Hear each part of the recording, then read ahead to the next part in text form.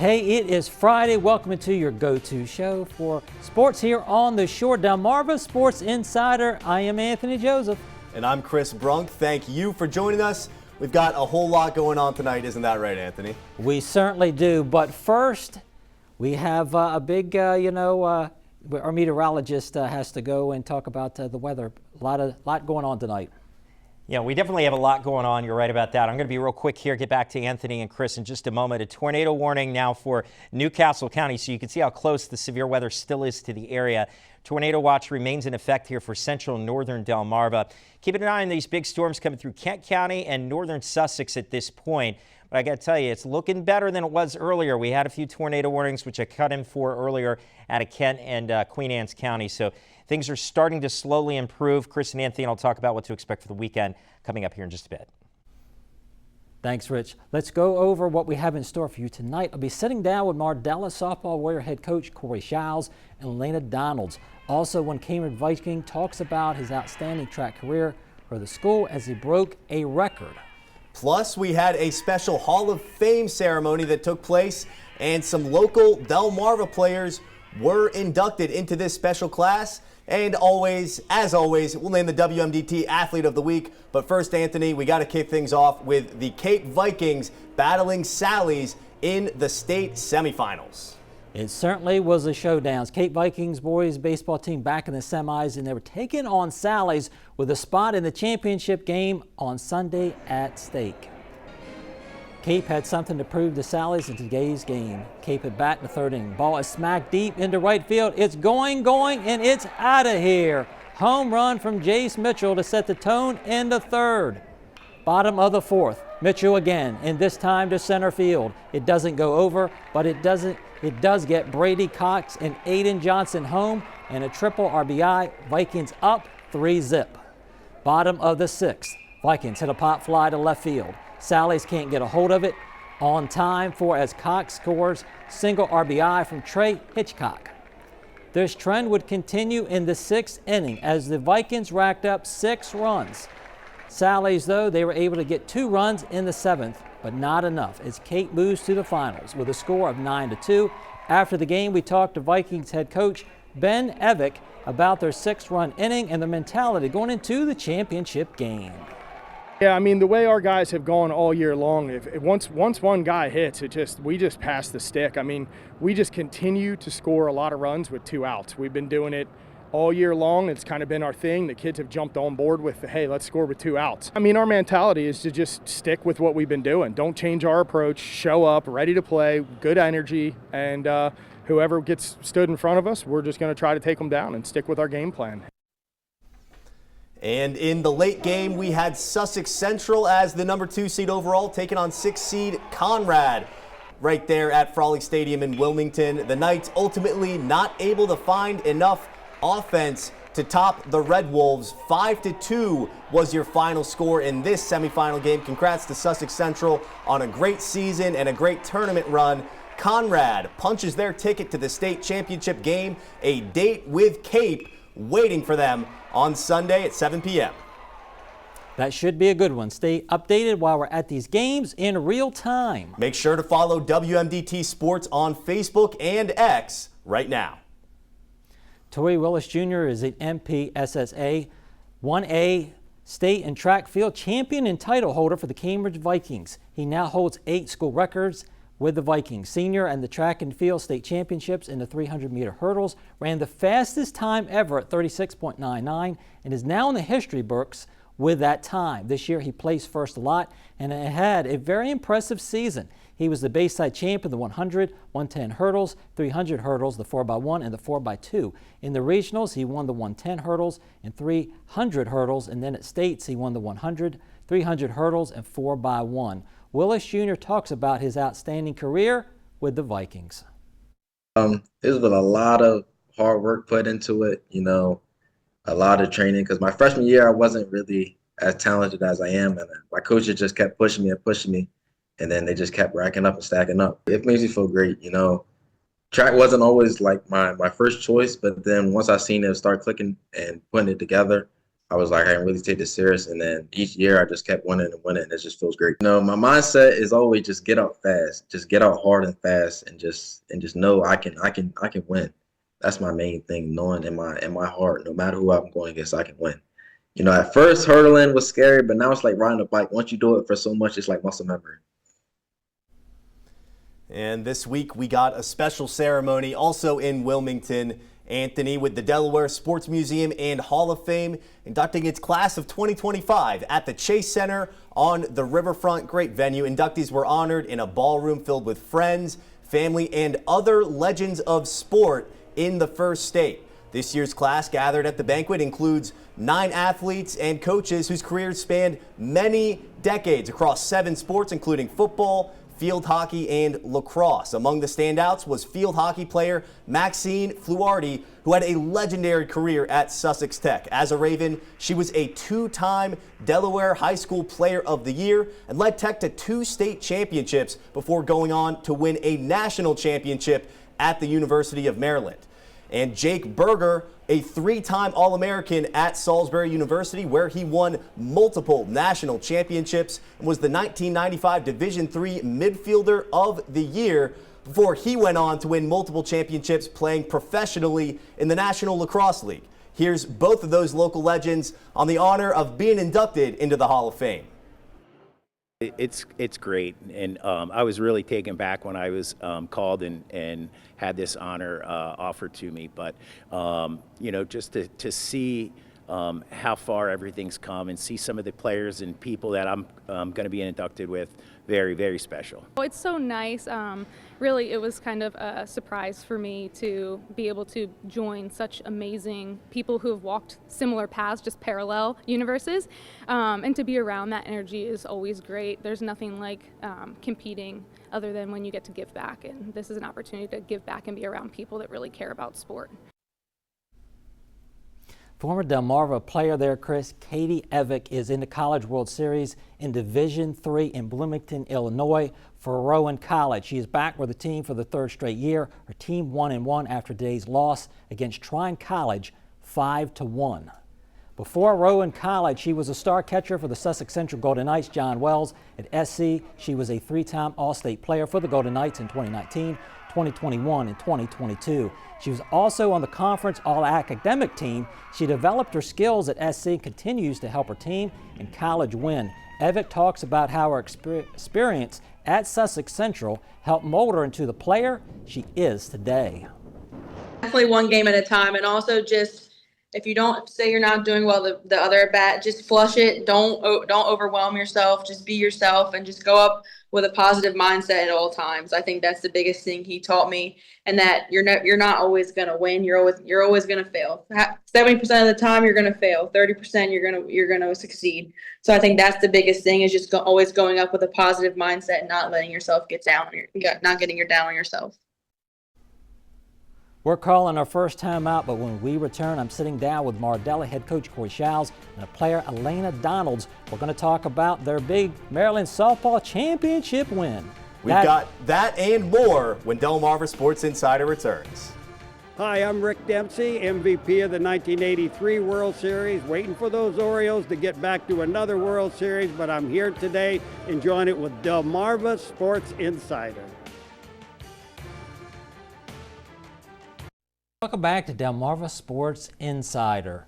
Coach Shiles, congratulations on your huge win. Talk about what was the key to victory, to bringing home another state championship for the Mardella Warriors softball team. Well, first of all, Anthony, thanks for having us here today to celebrate this special occasion. It's been 45 years since we've had one of these at Mardella for the softball program, so it's pretty special. And I think resiliency is the biggest name that we can come up with how the girls just battled back. We were down 3-0 early in the game. Coming to the bottom of the 5th inning, we were still down 3-0 and just found a way to come back. We scored 2 in the 5th and then 2 more in the bottom of the 7th, and this hero over here walked us off with a double to the warning track and right to win the game. Talk about going up to the plate, and in that moment, what was going through your mind? I don't know. I just knew that I had no pressure on myself, because either way, like if I didn't get a hit, we were going to go into extra innings. But I just went in with the mentality that it was all or nothing and just had to do it. What did the coach tell you before you went up to the plate? Just give it my all and just know what I know how to do. What pitch were you looking for a particular pitch? I mean, we've been working on outside pitches, and she left me a high outside pitch, and I just took it the opposite way. When you got the pitch you wanted, what went through your mind when you had that winning hit? I don't know, I was speechless. I didn't know what to feel. Felt a lot of adrenaline. How did it feel knowing you had that winning hit and you helped the team win that trophy right there?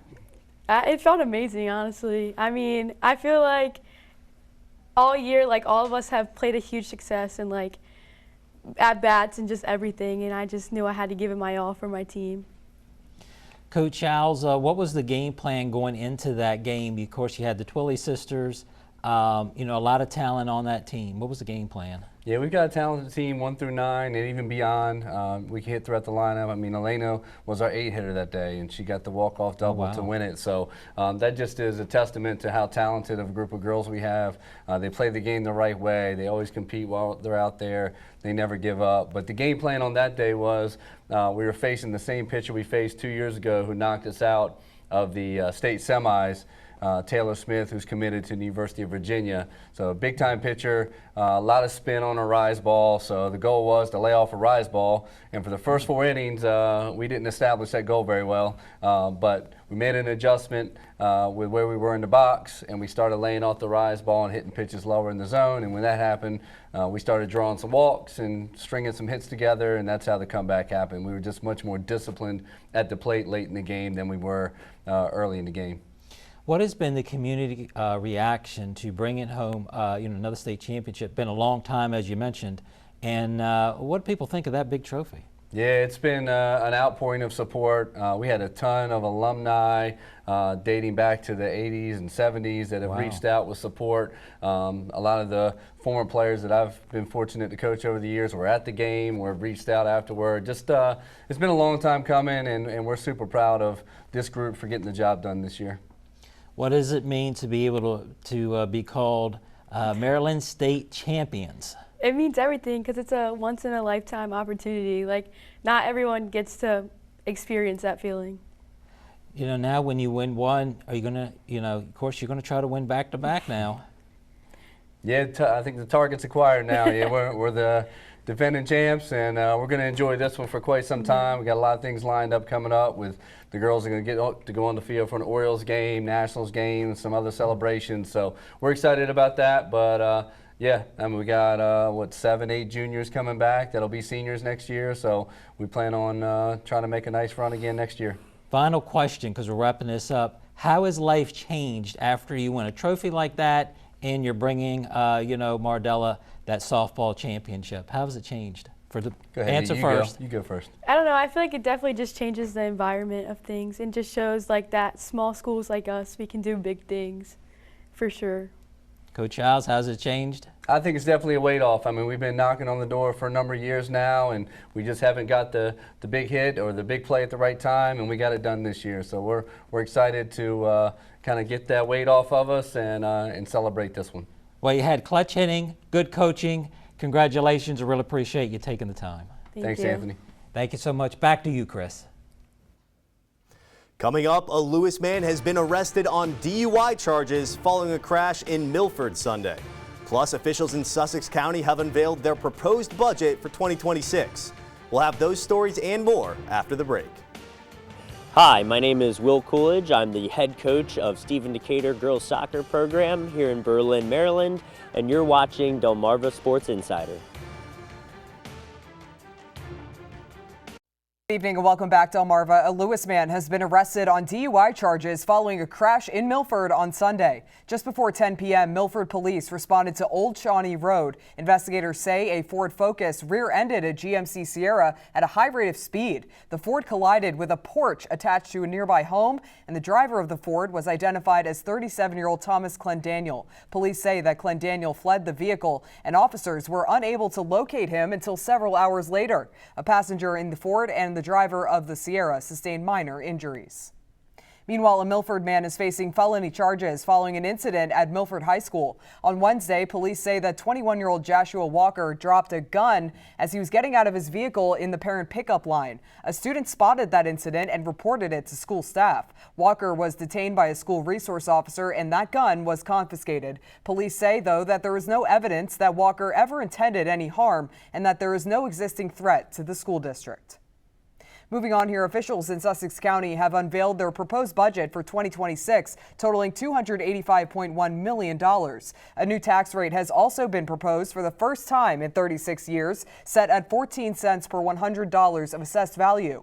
Before, it was 44.5 cents. The budget also includes funds for first responders and other public services, as well as sewer expansions and open space preservation.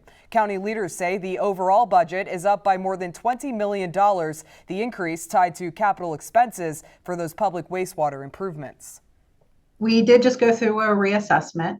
So the reassessment hadn't been done in 50 years. As a result of that reassessment, we have to lower the tax rate to become revenue neutral. So what happened is during the reassessment, our property values, the tax base went from $4.4 billion to $92 billion.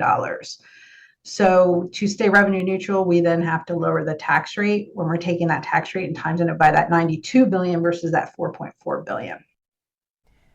And Sussex County Council will hold a public hearing on the proposal on June 17th in Georgetown. Now let's send things over to Chief Meteorologist Rich Wardzik. Rich, are we out of the clear yet?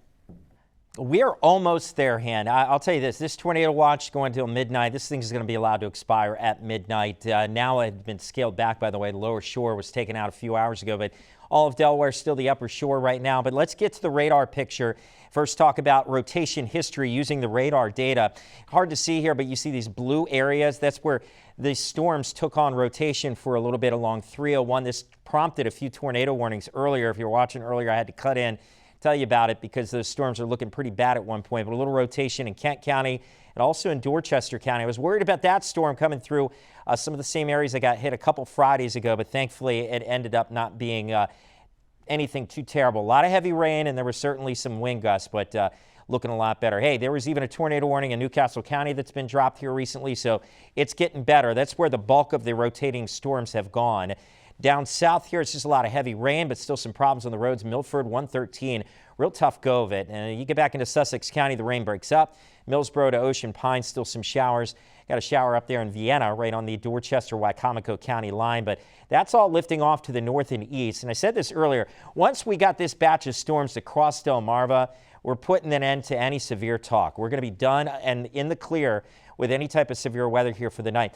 Driving all this is this area of low pressure. It's in western Maryland right now, but it was just adding a lot of spin to the atmosphere with the unstable air. But the storm system itself does not have any true unstable air with it. So when it tracks across the area tonight, it's going to bring us some more showers, but no severe weather. Shore Auto Sales Skycam, that's live in Georgetown. It's wet. It's windy. Temperatures, though, comfortable. We're in the 60s right now, low to mid 60s across the region. Still with the southwest breeze right now that is funneling in that unstable air. But again, once this system passes through tonight, we're going to be done even talking about showers for a little bit. So there's 4 a.m. Again, no severe weather with any of this. Could have a rumble of thunder, but a couple showers early. And then I'm hoping by daybreak, all those are out of here and we start with some sun tomorrow. It'll be a nice start to the day.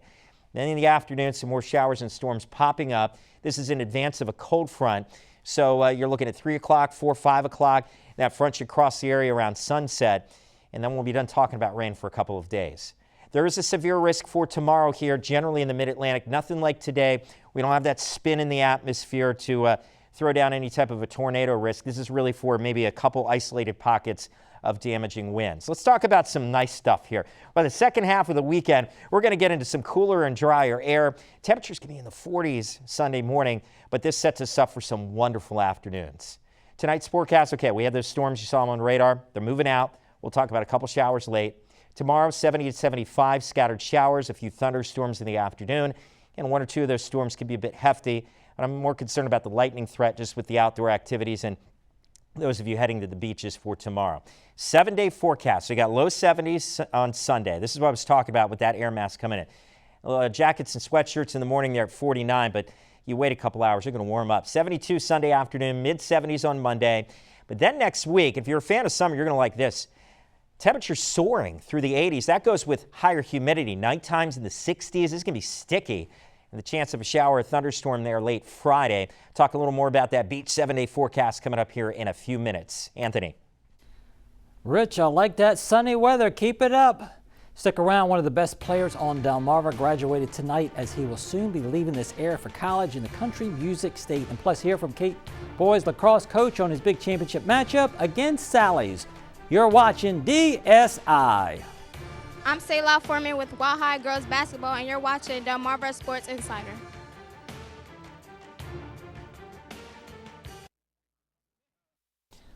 Welcome back to Delmarva Sports Insider. This evening in Berlin, the graduation ceremony for Stephen Decatur's class of 2025 held at Seahawks Lewis H. Taylor Stadium. Hundreds of seniors celebrating the completion of their high school careers and scores of talented and hardworking student athletes taking the next step in their journeys. Among those athletes graduating today was the Seahawks multi-sport star Davian Chandler, a two-time state champion in 2024, a Player of the Year on the football field. Chandler leaves on Sunday to start his football career at Vanderbilt University. Chandler talks about his emotions at the close of his high school career and the opportunity to play Division I football in the SEC with his former teammate and buddy, Bryson Coleman. I'm very excited, after all these years at Decatur, everybody just helped me and pushing me to get to this point that I'm at now. I just appreciate everybody helping me during my journey, everybody who had my back from the start. Everybody don't get that chance to play at that type of level, so I'm just excited to just play at that level. Playing my homeboy again, Bryson, me and Bryson played together since middle school, that's my guy for real, so just playing with him again, competing with him again, just having fun with each other again. It's going to be a great season at Vanderbilt, and I just can't wait. Meanwhile, the Cape Vikings boys lacrosse team is putting in work, Anthony, to get ready for the Delaware State Championship against Sally's. This team is playing at a high level right now. They're riding a 10-game win streak. Overall, they're 17-2 on the year. Their last loss was to Sally's 15-5 back in April. They're going to want to turn that one around. In this tournament so far, they've scored 42 goals and only allowed 8. The goalkeeping has been really good for them. It's a big showdown that we're going to be getting on Saturday at CR, 3 p.m. when they take on Sally's. Head coach Jeff Shepard has been working hard to prepare his team. He talks about his game plan to take on a team that's 15-2 on the year. This is a special group of young men. As we've said all year, they have a lot to play for, and they've been taking advantage of every minute out here. And they're a true family, and it's just an honor to be a part of it. What a big night for Davian Chandler and of course, his father, Winfield. A great supporter of his, and he's going to reunite, Davian is, with his buddy Bryson Coleman playing at Vanderbilt. What a special moment and a special night tonight that they'll cherish for the rest of their lives. Yeah, there's got to be nothing cooler than growing up with a guy, like he mentioned, playing with him all the way back in middle school, and then they find themselves, playing in the SEC Division I football. Those guys are going to be on ESPN together. That is for sure. Coming up, it's time to name the WMDT Athlete of the Week. Who is going to win? You're watching DSI. This is Rich Farrell from Stephen Decatur High School, and you're watching Delmarva Sports Insider.